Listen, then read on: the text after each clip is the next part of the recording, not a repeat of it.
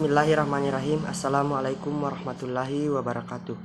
Perkenalkan, nama saya Amar Ma'ruf dari kampus Universitas Muhammadiyah Sinjai, Prodi Ilmu Pemerintahan, kelas Ilmu Pemerintahan Reguler 1. Di sini saya akan memaparkan critical review tentang teori tindakan. Dalam ilmu sosiologi, paradigma terbagi menjadi 3 menurut Thomas Kuhn. Paradigma fakta sosial, paradigma definisi sosial, dan paradigma perilaku sosial. Paradigma ini sebenarnya memudahkan bagaimana mengidentifikasikan jalan epistemologi manusia. Dalam realitanya, pada masa itu paradigma seakan-akan menjadi penguasa daripada fakta realitanya. Mengapa? Sebab paradigma menjadi bahan beradu argumen yang mengontak-kontakkan pemikiran atas fakta realita itu. Nampaknya paradigma menjadi momok yang mempersempit kebebasan berpikir.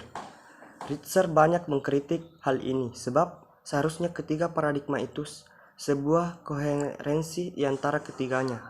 Di antara ketiga paradigma ini, kita akan berfokus pada paradigma definisi sosial yang melahirkan teori aksi, interaksionisme, simbolik, dan fenomenologi. Namun dalam pembahasan kali ini hanya berfokus pada teori aksi. Dalam teori aksi ini kita mempelopori adalah Weber, meskipun nantinya banyak disempurnakan dan dikembangkan oleh Parson. Teori ini juga seringkali disebut teori tindakan. Ia memulai gagasannya berangkat dari paradigma definisi sosial dan berlatar belakang filsafat humanis. Secara garis besar, Weber memang menentang adanya struktur sosial dan memisahkannya dengan peranata sosial. Perkembangan suatu hubungan bisa berlanjut dan dijelaskan melalui apa yang menjadi tujuan dari manusia. Melakukan hubungan sosial, dia menganggap bahwa jika kita hanya berfokus pada manusianya yang tunduk terhadap struktur, maka manusia itu adalah kaku dan mengabaikan prinsip tindakan manusia itu sendiri. Padahal setiap tindakan dan perilaku individu atas hubungan sosial yang dia bangun terhadap orang lain memiliki makna masing-masing. Menurut Weber, ia berasumsi sosial adalah tindakan yang penuh arti antara individu, masyarakat, individu.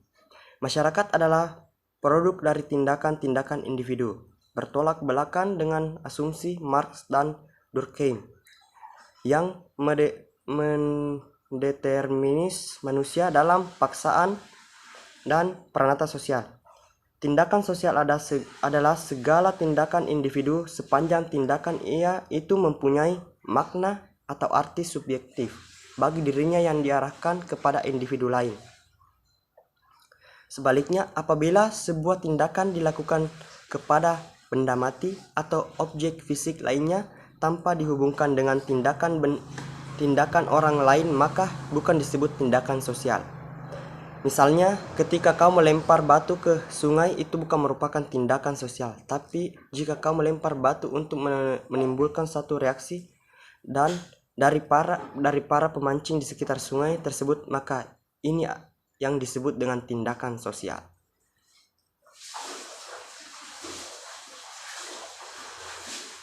Dalam teori tindakan, ada 3 macam tipe tindakan manusia. Pertama, tradisional, bagaimana sebuah tindakan mengikuti apa yang ada pada zaman dahulu dan kita disebut tradisi. Misalnya saja dan tradisi Eropa.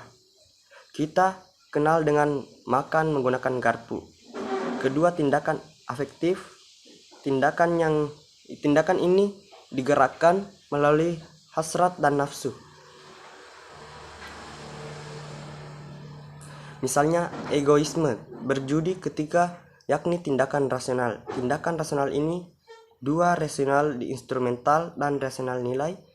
Kalau rasional instrumental berupa tindakan efektif dan efisien yang menjurus pada alat yang bisa mempertimbangkan menuju tujuan, misalnya strategi dalam militer atau ekonomi.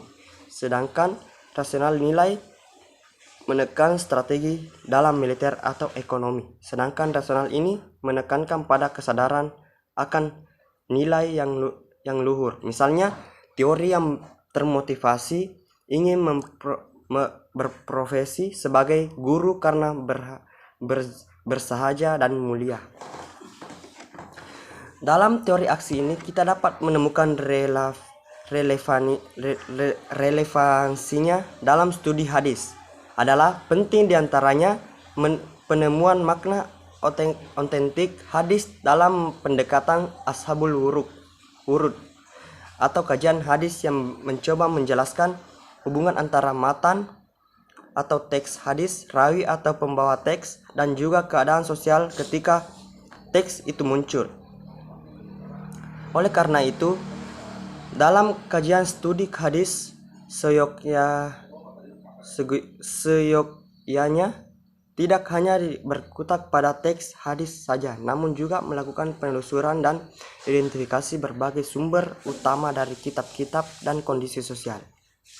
Pada saat hadis itu muncul, banyak sekali hadis-hadis pelintiran yang diabeli serem, yaitu merupakan kekerasan politik atau kerap kali disebut oleh media dengan istilah terorisme.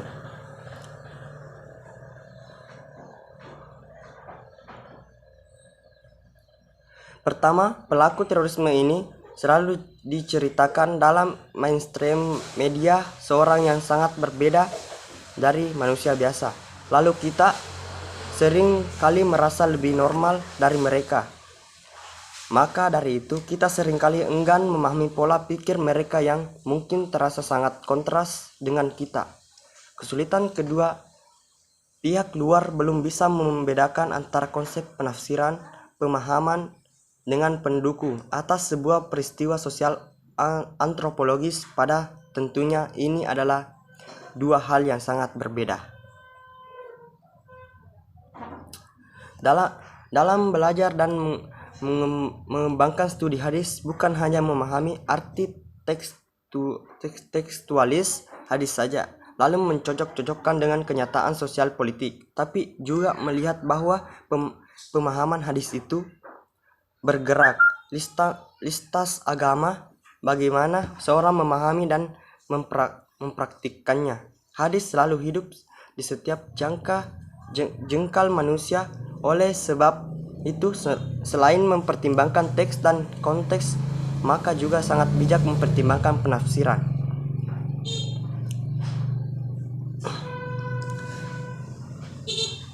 Urgensi yang dapat kita relevansikan pada studi hadis adalah rasionalisasi dan pentingnya mengklarifikasi tindakan aktor-aktor dalam hadis pada level rasional, afektif, atau tradisional, sebab teori tindakan dapat digunakan dalam semua level hadis atau studi sosial, baik pada aspek hadis di masa lalu, living journey, kontekstualisasi, maupun living hadis. Baiklah, itulah yang sempat saya sampaikan. Mohon maaf kalau ada salah kata. Billahi taufiq wal hidayah. Assalamualaikum warahmatullahi wabarakatuh.